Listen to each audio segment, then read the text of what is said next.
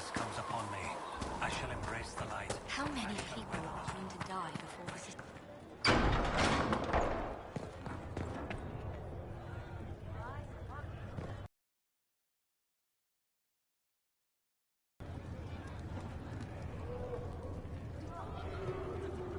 These truths the Maker has revealed to me.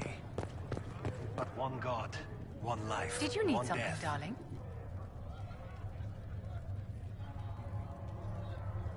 You must have an opinion of the Templars after living so long in this circle.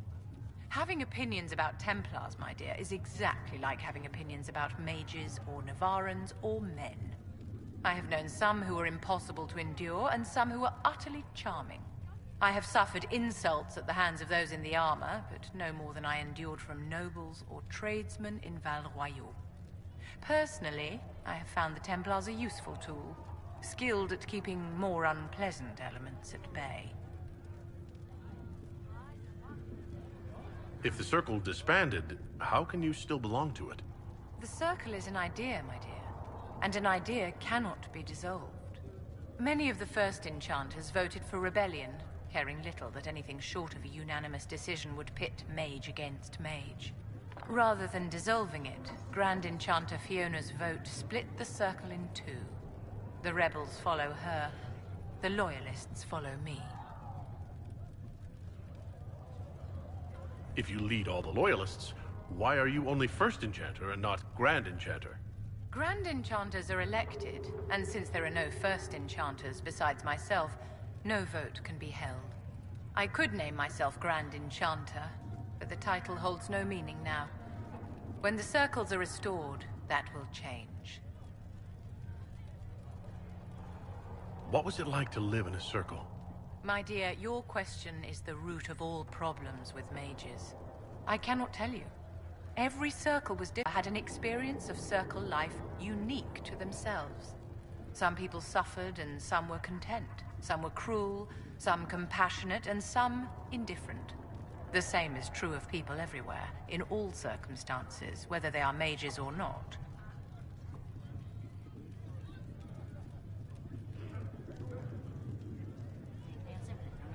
You must have been under constant supervision being forced by Templars to live in the tower.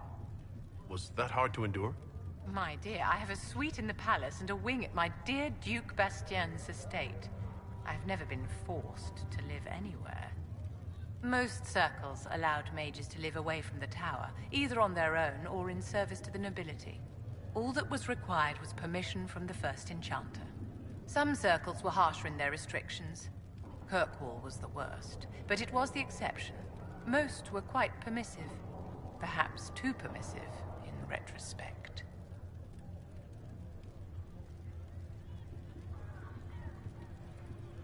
How did we come to this state where the circle's in revolt? A failure of perspective that infected circle leadership. Mages lived solely in a world of Templars and mages. They could not even imagine what was beyond the tower walls. Kirkwall gave the world a reason to remember its fear of magic. A mage killed hundreds with a snap of their fingers.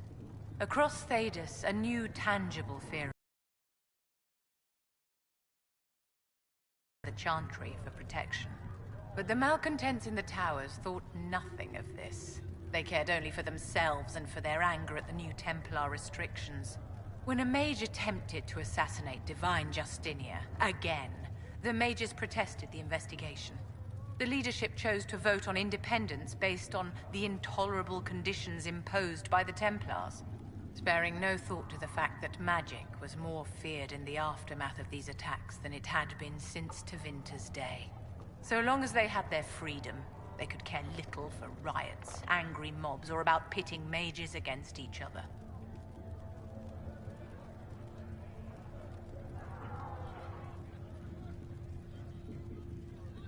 I thought the fighting was only between mages and Templars. Why are mages fighting mages?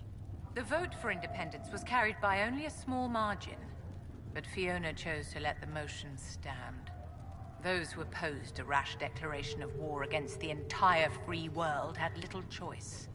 By breaking from the Chantry when they did, the rebels declared themselves in support of mass murder.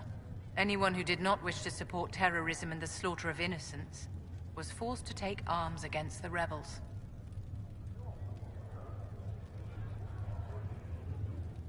Are you familiar with Grand Enchanter Fiona? We've met. Before her horrendously ill-timed and selfish vote for independence, I thought her adequate at her job. In her dotage, she could not handle looking after the well-being of so many people.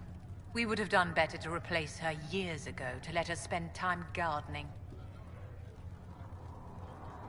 Did they have cause to rebel? In the aftermath of their terrorist attacks? Was that really the most opportune time to break away? By all means, protest abuses by the Templars.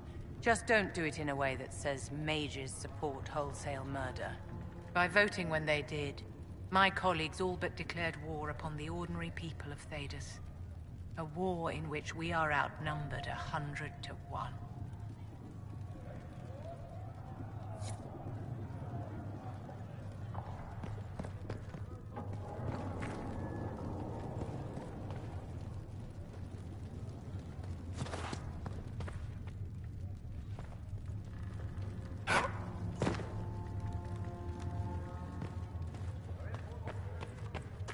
Thank you for all that you are doing to help. Repeat the chant of light. Only the word dispels I greet the darkness upon us. Can you tell me how our people are doing? What would you like to know?